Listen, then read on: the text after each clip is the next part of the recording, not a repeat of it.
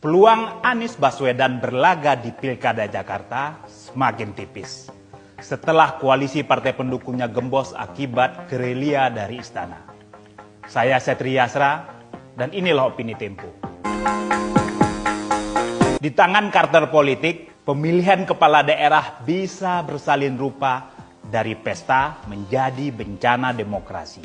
Joko Widodo di akhir kekuasaannya bersama sejumlah partai politik melakukan transaksi dan intimidasi guna menjegal Anies Baswedan maju dalam perebutan kursi gubernur Jakarta. Sempat berjanji tidak akan cawe-cawe pada Pilkada 2024, Jokowi dan Koalisi Indonesia Maju yang mendukung Prabowo Subianto berakrobat menjadikan Ridwan Kamil gubernur Jakarta 2024-2029. Langkah awal yang mereka lakukan adalah membajak 3 partai politik yang bersiap mengusung Anies, yakni Partai Keadilan Sejahtera, Partai Nasdem, dan Partai Kebangkitan Bangsa. Tak hanya menawarkan kompensasi politik dan ekonomi, komplotan itu kabarnya menekan petinggi partai menggunakan kasus hukum.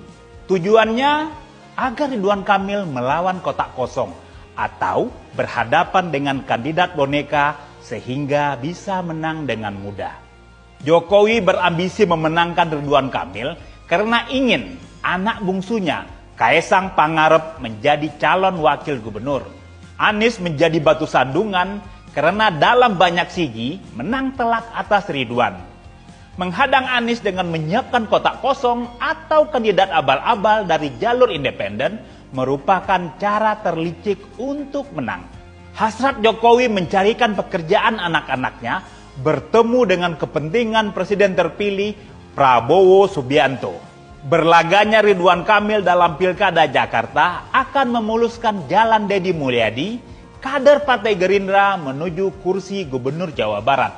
Mengingat saat ini Ridwan Kamil adalah kandidat terkuat di provinsi itu. Manfaat lain dari menghadang Anies yakni akan mengurangi kandidat yang berpotensi menjadi kompetitor Prabowo jika kembali maju untuk periode kedua pemilihan presiden 2029. Bertautnya dua kepentingan itu membuat Jokowi dan kartel politiknya leluasa bermanuver. Lewat kekuatan politik mereka, satu persatu partai politik pendukung Anies digergaji. Tak sukar bagi Jokowi memakai strategi yang sama dengan pemilihan presiden lalu. Menggertak lawan politik dengan kriminalisasi hukum dan merayu mereka dengan iming-iming uang. PKS, sepemilik jumlah kursi terbesar di Dewan Perwakilan Rakyat Daerah Jakarta, dijanjikan kompensasi dan kursi wakil gubernur jika Kaesang batal menjadi calon pendamping Ridwan Kamil.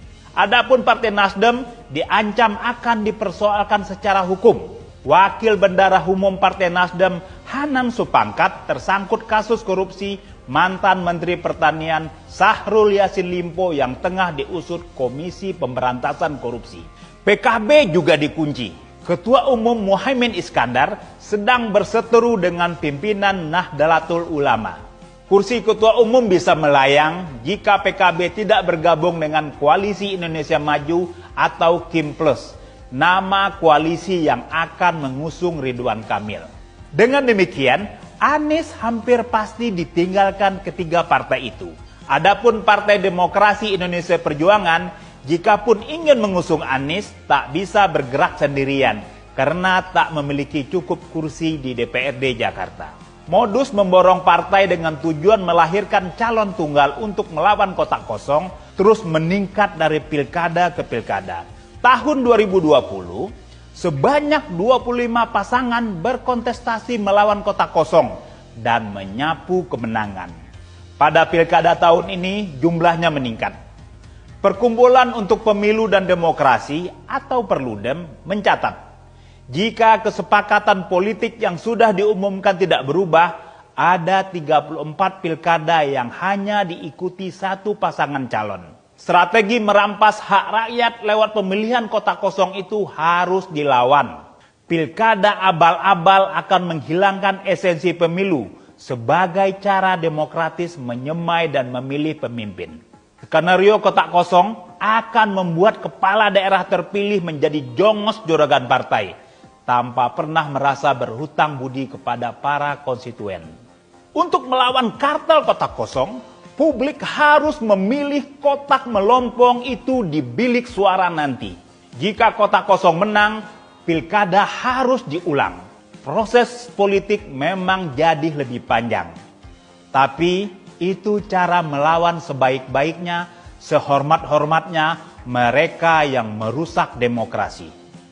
Simak opini dan liputan selengkapnya hanya di majalah.tempo.co.